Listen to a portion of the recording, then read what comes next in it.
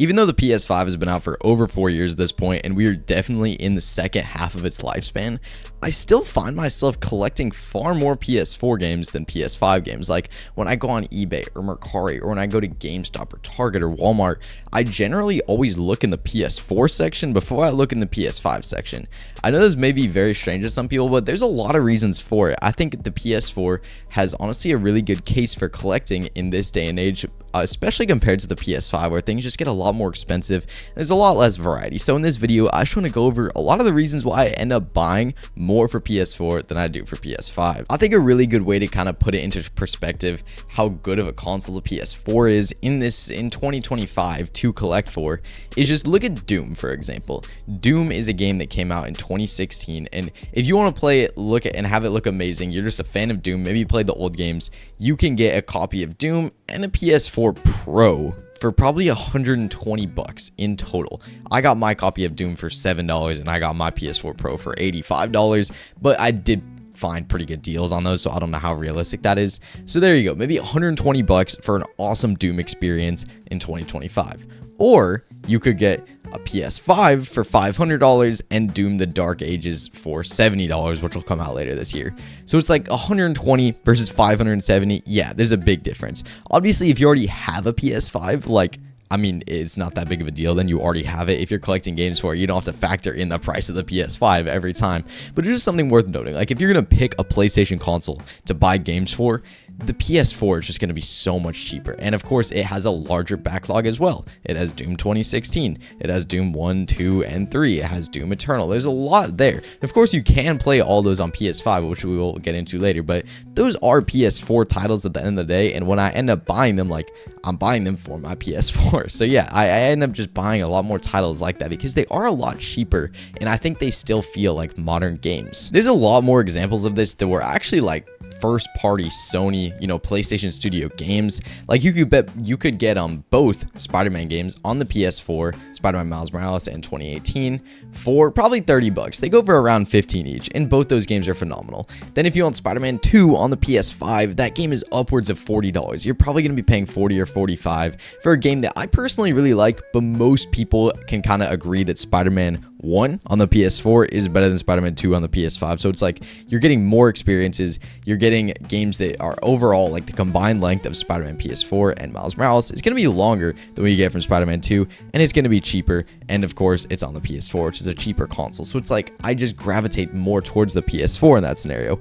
God of War 2018 is far more praise than God of War Ragnarok. A lot of people like to critique God of War Ragnarok, and so yeah, God of War 2018, it's a PS4, like that's the only console it ever released for, and that's a much cheaper game as well. It's like 15, where God of War Ragnarok is like $30, and so it's a big difference there. And then of course God of War Ragnarok, you could get it for cheaper if you buy the PS4 version. So it's like that's something to take into account as well. Maybe if you're only on a PS4, then yeah, I mean, you're gonna be able to get the game for cheaper on that console than it will be on PS5. Of course, it's not gonna be the same experience because you're on worse hardware, but at the end of the day, yeah, it's like you're getting the same game. And then God of War 3 Remastered, that's also, a PS4 exclusive, and it's also like $15. So you could get God of War 2018 and God of War 3 Remastered for a combined $30, or you could get God of War Ragnarok on the PS5 for $40. And I personally like God of War 2018 and God of War 3 Remastered. Both of them I prefer over Ragnarok. So for me, that's a no-brainer. It's like, yeah, obviously I'm going to gravitate towards the PS4 games. If you're someone who likes Souls games, you could also look at, what is the PS4? I know it has Sekiro, but I feel like the main Souls game that's exclusive to PS4, that people are generally always talking about, is Bloodborne. I mean, it's one of the most praised games of all time. Everyone seems to love Bloodborne. I think it's pretty awesome. I haven't put too much time into it. But then you look at what the PS5 has to offer, and its big Souls game is the Demon Souls remake. Demon Souls goes for like $40 on the PS5 if you buy it secondhand.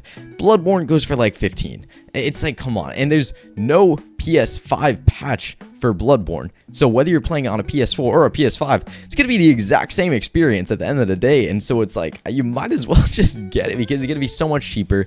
People like Bloodborne a lot more than they like Demon Souls. Demon Souls has a lot of its own issues. And I'm not going to critique Demon Souls too much. I'm just going to say, like, yeah, if I wanted a Souls game for my PlayStation console, I'm obviously going to gravitate towards Bloodborne and towards Sekiro and towards some of the Dark Souls games that are on the PS4. Whereas on the PS5, you have Demon Souls. Of course, you have Elden Ring. Elden Ring is also on PS4 and it's cheaper on PS4. So it's like, maybe I go to that. I don't know. I think there's just a lot of situations where you can get a better deal for better games as well on the PS4, and they're going to be cheaper. So it just makes sense to me. And there are just some games like Bloodborne and like Red Dead Redemption 2 that never got a PS5 patch. So if you buy them and play them on your PS4, or you buy them and play them on your PS5, it's going to be the exact same experience. So at that point, it's not even worth upgrading. Another one of the biggest reasons why I collect PS4 games is the fact that the PS5 is backwards compatible. It's not like if you purchase a PS5, you're stuck with only the library of games that the PS5 has to offer.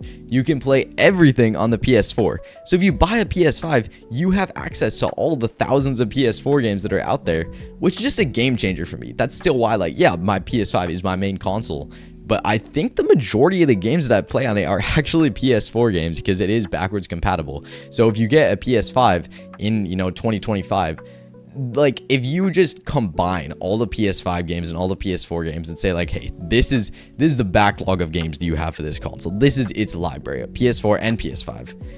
Then the PS4 games are taking up such a big chunk of that. Most of them are PS4 games, and most of them are good PS4 games at the end of the day. Like, there's just so much you're getting out of the PS4 library, and there's so many, and they're just cheaper. That's what I keep going back to. It's like quality, quantity, and price. The games are amazing on PS4. They're cheaper than what you can get on PS5, and there's such a large variety, a large library of them out there for you to collect. And that's why, like, when I go to buy a new game, yeah, obviously I'm going to gravitate towards something that's cheap and something that's going to be better than what PS5 has to offer in a lot of scenarios. I'm not saying every PS5 game is worse than the PS4 counterpart, but in a lot of cases, the PS4, Spider-Man 1, I think is better than Spider-Man 2. God of War 2018, I think is better than God of War Ragnarok. Like, there's a lot of situations like that. And if you're worried about the PS4 games feeling outdated, they really don't. I think it's just because we got into the point with video game graphics that it's so similar from one generation to the next, where if you're playing on a 1080p monitor that's 60 FPS or whatever, like, you're not going to feel much of a difference when it comes to a PS4 game versus a PS5 game. Yeah, you might see like like God of War Ragnarok is going to look nicer than a PS4 game that came out like Knack, that came out in 2013, a launch title for the PS4. Of course, but it still feels modern. Like, Knack still feels like a very modern game at the end of the day, and it's like, it doesn't feel like you're playing on a PS2. It doesn't feel like something super outdated. So if that's a concern, if you're concerned about PS4 games just feeling old and feeling outdated, they don't. In a lot of situations, they don't. Of course, there's some outliers, but for the most part, PS4 games feel very, very modern and very current to me. And it's because Sony still supports the PS4. Like, the PS4 is still, I wouldn't consider it modern hardware, but I wouldn't consider the margin between it and the PS5 big enough to really make a substantial difference there. Like, there isn't too much noticeable difference to the human eye, especially depends on the screen you use. But at the end of the day, like, PS4 games, they still look great, man. And there are patches out there. So when I'm on my PS5, so there's only Sony PS5 games that are exclusive to the console that aren't on PS4 that I want to play. So eventually, I get some PS4 games, and a lot of them have these patches for next gen. They have PS5 patches that make them feel modern. Stuff like The Witcher 3 and Days Gone and God of War 2018. All of those games have patches on the PS5 that make them feel modern. They give them that boosted FPS or that boosted resolution, or they boost, the graphical artifacts and everything, and the models and the textures, and everything just looks nicer when you play it on the PS5. So it's like you're buying a game that released back in the PS4 generation, but now it feels like a PS5 game because it's been upgraded to fully take advantage of what the PS5 has to offer. So it's like, does it feel old? No, it already wouldn't feel old even without that patch, because the difference between PS4 graphics and PS5 graphics is so small to a lot of people. Like, it's barely noticeable in a lot of cases. But if that is a concern for you and you can notice it, a lot of these games have patches. So a lot of the big name PS4 games you're going to be really interested in, something like Days Gone, it has that PS5 patch that makes it look like a PS5 game straight up. Another thing I do want to mention is the fact that the PS4 does have a lot of sort of, I wouldn't necessarily call them legacy IPs because it's not too old. Like, they're not that old at this point, but there are a lot of games that aren't on the PS5. There's no native PS5 Little Big Planet game. There's no native PS5 Killzone. There's no native PS5 Wipeout game. A lot of these are older Sony IPs that a lot of people do really like, and the last time they ever got a game was on the PS4. So in that situation, it's like, yeah, the PS4 has a lot of these legacy IPs, something like Medieval, of course, never released on the PS5, so you have to go back to the PS4 library. And I think it's just the gaming, sort of the whole industry moving away from like these smaller budget titles that, like, yeah, Little Big Planet 3 does not cost nearly as much to make as God of War Ragnarok. So Sony could afford to put it out, as well as, you know, Knack and Killzone Shadowfall and Wipeout and a lot of these smaller games. And now they don't really do that in the PS5 day and age. Like, everything feels like it needs to be this groundbreaking game.